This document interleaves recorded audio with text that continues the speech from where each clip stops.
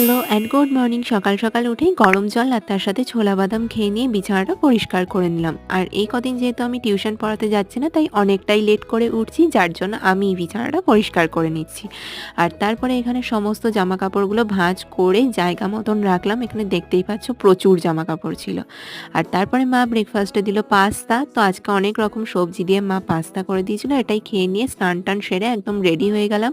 কারণ এখন যাব হচ্ছে নাচের স্কুল। আর এই রোদের মধ্যে নাচের স্কুল যেতে কতটা ভাল লাগছিল সেটা আমার মুখ দেখেই তোমরা বুঝতে পারছো।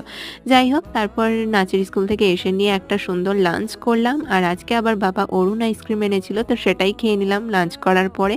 লাস্ট টাইমের মতন আমার এই বড় চুলটা তোমরা দেখে নাও, কারণ মা আজকে অনেকটা চুল কেটে দিয়েছে, যদিও আমারও ইচ্ছা ছিল অনেকটা চুল কেটে দেওয়ার।